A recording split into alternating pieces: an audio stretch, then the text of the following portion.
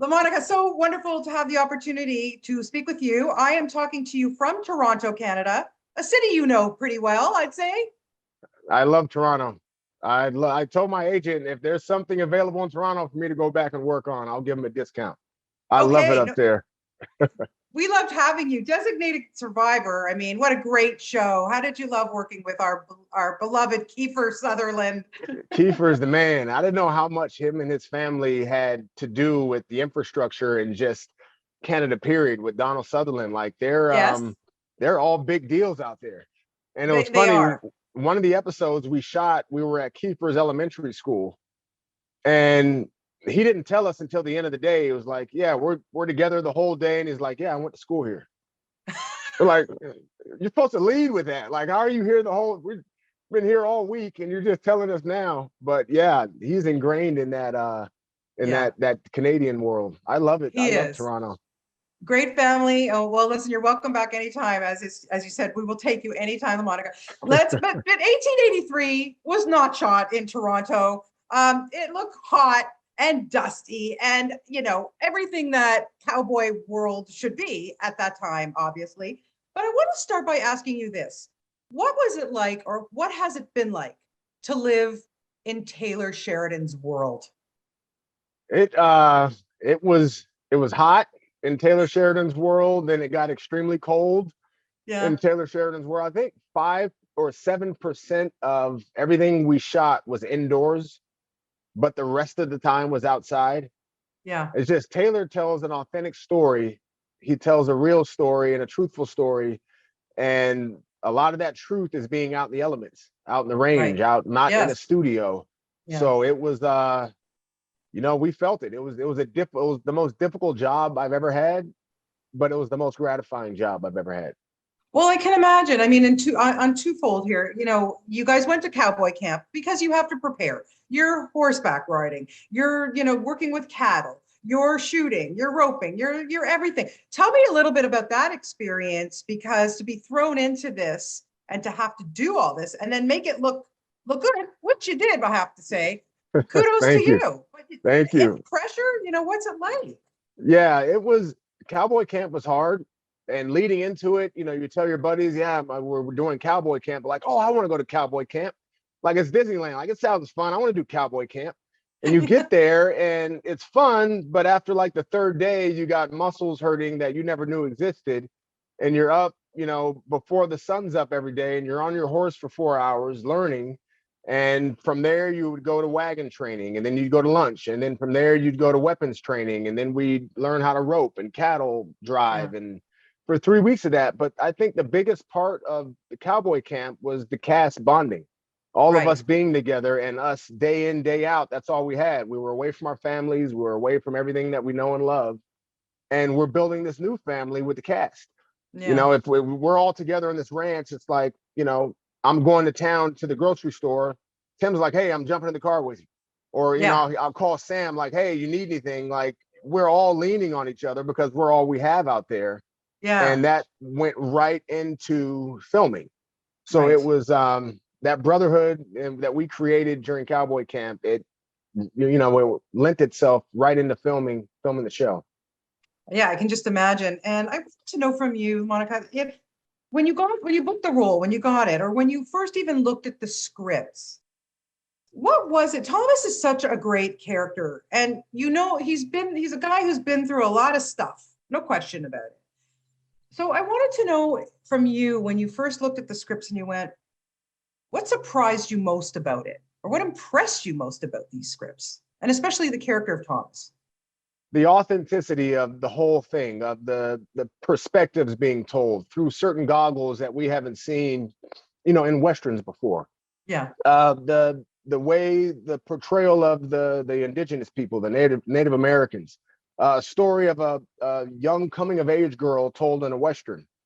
Haven't seen that before. The immigrants, the Yeah. culture with the immigrants being told, like, and these strong women in westerns, gun wielding, Margaret Fate's character, just shooting guys off their horses, Big Mama Bear, and black cowboys. Yeah. And with, for me especially, it was my manager and agent were reading the scripts like they were a couple of episodes or a couple of scripts ahead when I was reading them, and they would call me, like the scripts were tear jerkers in themselves. So they'd Right. call me crying, and I'm like, how'd Thomas die? Like, what episode is it? Like, I didn't know where it was going until I read all the scripts. And when I got to the end, I'm like, wait a minute, this guy, he survives the whole thing in this 1800 time period, this black Yeah. cowboy back then, Right. and he gets the girl, and he has a happy ending. And I'm like, Taylor Sheridan, dude, like, Yeah. I didn't see this coming, you know, and it's like it was that much more impactful for me for this character to be telling this kind of story in this time period. And I'm like, I gotta be a part of this. Like, I want to be the one. This is an iconic character for me because I grew up watching westerns and I've never seen anything like Thomas's story arc. Yeah. So 100%. it was special for me, and it was like I'm grateful that I got to tell it.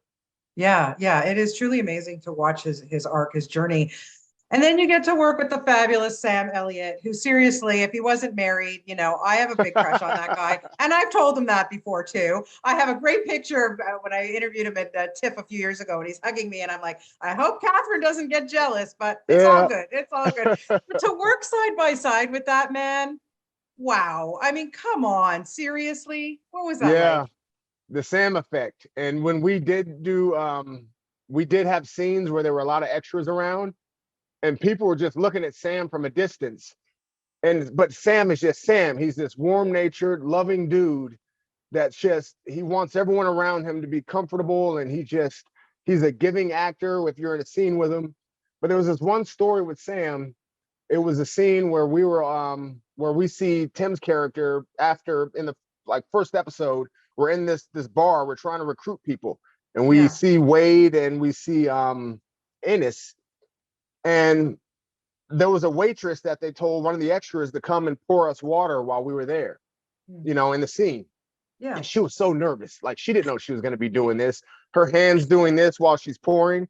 And they say action. She comes over and she overpours, and water comes all over the table. And she's mortified.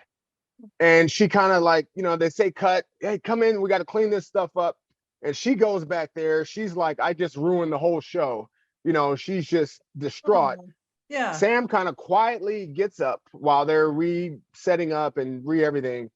And I don't even know if anyone saw this, but I look over at Sam, and he's talking to her and he's consoling her.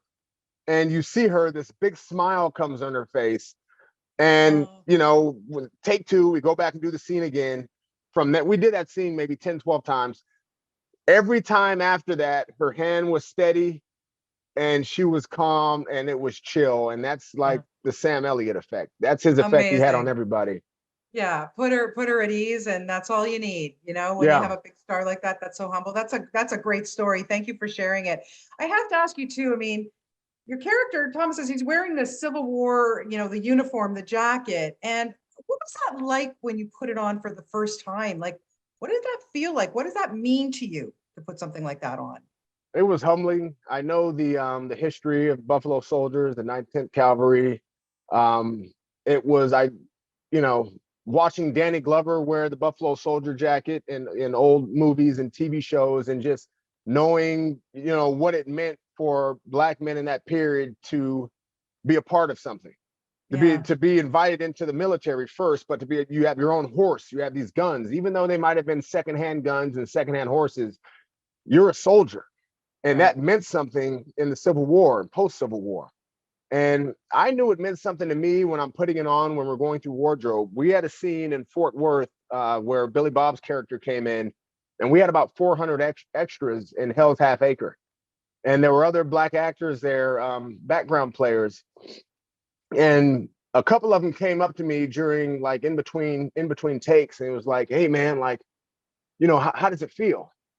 And I'm like, what, you know, what are you talking about? It's like wearing the Buffalo Soldier, how does it feel, man? Like, the look in their eyes, I knew how it affected me. It affected them as well. And I know it kind of resonated with me then. This is not just me that it's affecting. When this story gets told the right way, people at home are going to watch this. Black men, Black women, Black Yep. children that aren't used to seeing Black cowboy in this time period wield this kind of authority and dignity, it's Yeah, going to affect everybody. And people have been coming up to me since this is aired and have the same kind of it's had that same effect. Whether that's I'm on amazing. vacation in Hawaii with my family or whether we're at a black rodeo, that like, Yeah. man, thank you for telling our story the right way. And it's like, that's what it's about. That's And at that's the what end of it's the day. about. Exactly. Exactly. Got to wrap, but I got to ask one last question here. I have to know if Tim and Faith had little musical interludes when you guys were not working. Little sing We, songs with Tim and Faith. I mean, come we, on. we all lived in the same cabin a bunch. Me, Tim, Faith, Sam, Isabel, Graciela. Tim would have his Wow. guitar with him. And one thing I learned during cowboy camp, we would have karaoke night, like Friday or Thursday in Taylor's little saloon on the ranch. Yeah. Yeah. You don't go behind Tim or Faith in karaoke night. Either you Yeah. get it done beforehand, or you wait about an hour and then go afterwards. I went behind Tim and Faith once, never again. Like, you don't do that karaoke night. That's Well, did yeah. anybody have the nerve to sing one of their songs? Like that, No, I would not do. no. No, Nobody had no. the gumption nor the gall to even Yeah, attempt that.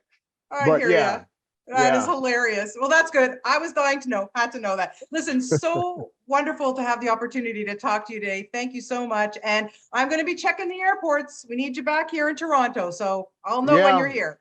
hopefully sooner than later. We'll see. I hope so. Have a wonderful weekend. Thank you. The show is so spectacular and your performance is just like above and beyond. Thank you so much. Thank you so much for that. Thanks for having me. Okay.